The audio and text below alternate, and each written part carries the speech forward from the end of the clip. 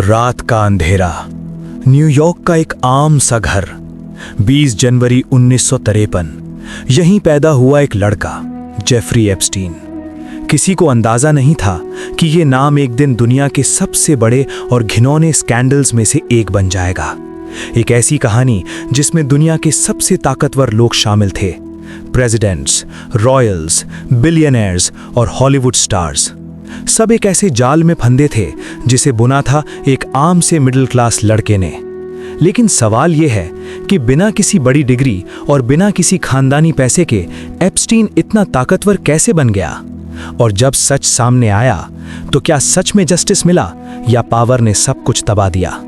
आज हम खोलेंगे दी एप्स्टीन फाइल्स। एप्स्टीन ब्रुकलिन की एक मिडिल क्लास फैमिली में बड़ा हुआ। वो पढ़ाई में ठीक था, नंबर्स का खेल अच्छा समझता था, लेकिन कॉलेज कभी पूरा नहीं किया। 1970 में बिना किसी फॉर्मल डिग्री के उसने मैनहट्टन के एलीट डाल्टन स्कूल में मैथ्स टीचर की जॉब शुरू की। यहीं से उसने अमीरों की दुनिया को करीब से देखा। उसके स्टूडेंट्स के पेरेंट्स वॉल स्ट्रीट के टाइकून्स थे। उन्हीं में से एक ने एप्स्टीन का कॉन्फिडेंस देखा और उसे बेयर स्टीन्स नाम की बड़ी फाइनेंस कंपनी में जॉब दिला दी। एप्स्टीन के पास डिग्री नहीं थी, लेकिन उसके पास एक ऐसी चीज थी जो वॉल स्ट्रीट में सबसे ज्यादा बिकती है, कन्विक्शन और मैनिपुलेशन। 1980 तक आते आते उसने अपना खुद का फाइनेंस फर्म बना लिया, जे एप्स्टीन एंड कंपनी। उसकी एक शर्त थी, वो सिर्फ उन्हीं क्लाइंट्स का पैसा हैंडल करेगा जिनकी नेटवर्थ $1 बिलियन से ज्यादा हो। ये सच था या झूठ, किसी को नहीं पता, लेकिन इस औकात के दिखावे ने उसे वॉल स्ट्रीट का एक मिस्टीरियस बिलियनर बना दिया। पैसा तो आ गया था, लेकिन एप्स्टीन को चाहिए थी पावर, और पावर आती है कनेक्शन से। इस दौरान उसकी जिंदगी में एंट्री होती है गिलेन मैक्सवेल की। मैक्सवेल एक ब्रिटिश मीडिया टाइकून की बेटी थी। हाई सोसाइटी में उसकी उठ बैठ थी।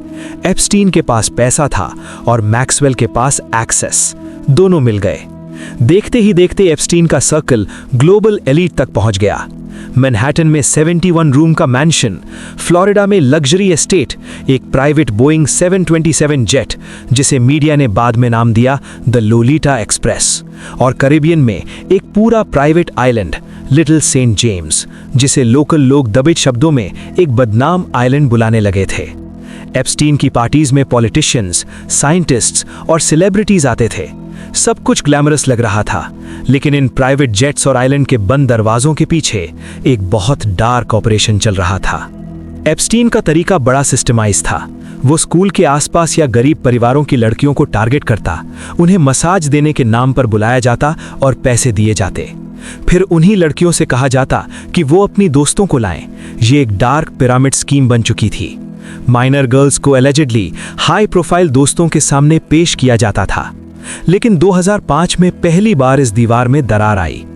फ्लोरिडा में एक 14 साल की लड़की के पेरेंट्स ने पुलिस कंप्लेंट की। पुलिस इन्वेस्टिगेशन शुरू हुई। धीरे धीरे कई और लड़कियां सामने आई। FBI तक बात पहुंची। फेडरल केस बनने लगा। लग रहा था एप्स्टीन अब नहीं बचेगा। लेकिन यहां एंट्री होती है सिस्टम के करप्शन की। 2008 में एप्स्टीन के पावरफुल वकीलों ने एक ऐसी प्ली डील साइन करवाई जिसने सबको हैरान कर दिया। इस डील को नॉन प्रोसिक्यूशन अग्रीमेंट कहा गया। एप्स्टीन ने सिर्फ छोटे चार्जेस एक्सेप्ट किए। सजा मिली सिर्फ 13 महीने जेल। लेकिन जेल भी मजाक थी। वर्क रिलीज प्रोग्राम, हफ्ते में 6 दिन के 12 घंटे एप्स्टीन जेल से बाहर अपने ऑफिस जाता, अपने प्राइवेट ड्राइवर के साथ, और रात को सोने जेल आता।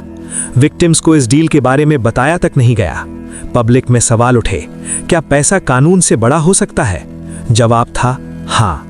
2009 से 2017 के बीच एप्स्टीन जेल से बाहर आया। कुछ लोगों ने उससे दूरी बनाई, लेकिन उसने फिर से अपना नेटवर्क बना लिया। उसने यूनिवर्सिटीज में करोड़ों डोनेशन दिया, टॉप साइंटिस्ट्स के साथ फोटोज खिंचवाई।